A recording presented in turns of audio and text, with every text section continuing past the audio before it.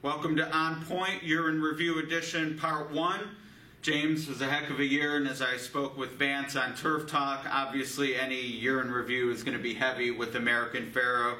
You were fortunate enough to see him race 4 times, and I'm sure he's going to be a big part of what you remember about 2015. Oh yeah, for sure. I mean, being there at Belmont Park for the Triple Crown clinching victory was quite a thrill. I mean, it went on for 10 minutes. It was just really something special, and even the Breeders' Cup Classic had a little bit of the same element.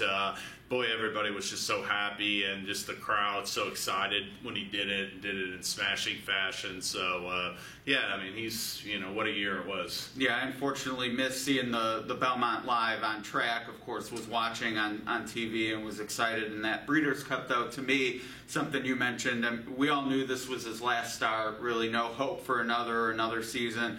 And it just had that air of, not wanting it to end, knowing we saw something and some horse special. Was definitely a big part of the year for me.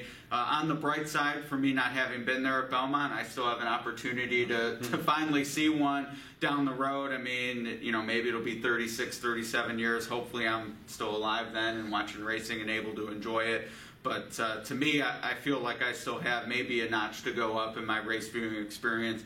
Can anything top that for you? I mean, you've seen a lot of great races. You've traveled, Breeders' Cups, Derbies, etc. Do you think you can see something that'll top that Belmont? Well, I don't know if I can see something that will top it, but hopefully, something similar. I think when Secretariat came along, it had been about 25 years since the previous one. People at the time were a little bit similar to before American Pharoah, where they were wondering if it ever was going to happen again. And then you had 3 and 5 years, so perhaps we'll get lucky and get another one like within a few years. And I mean, the thing is that a horse like American Pharoah is a superstar, and that's what makes horse racing exciting. And even coming into 2016, we got a couple colts in Nyquist, undefeated, probable champ, and Moy Heyman, who won the Remsen and is an exciting horse for Tapit Colt. So, horses like that can really, I wouldn't say surpass American Pharoah, but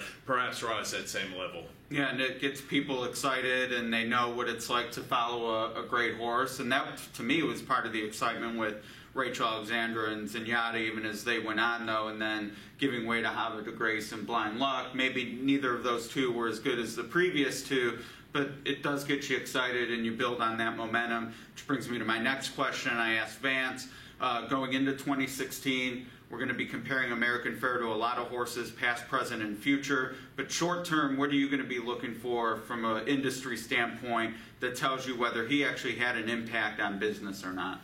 Well, I mean, that's a tough question to answer. I do think that I just think that the whole Triple Crown, that's just so much focus for horse race people who love the sport. But maybe a horse like American Pharoah can bring a little bit of more interest from the casual fan into play in these preps, especially if we have, an exciting horse like him.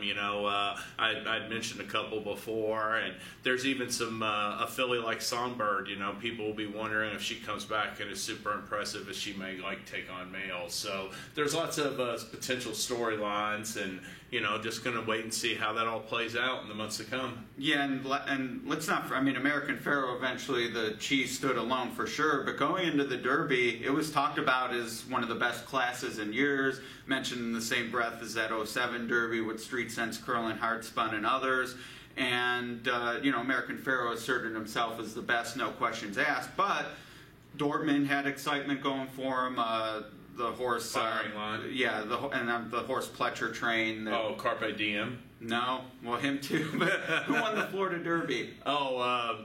Materiality. Thank you. Yeah, the Apollo Jinx. I mean, there's always these storylines and horses we get excited about, and it might be a generation before a Pharoah type comes along. But as you said, there's horses already we're getting excited about, and hopefully that snowball effect will continue. It'll be a big 2016, and we'll be back later this week to maybe talk about some of those horses in the futurity. All right, great.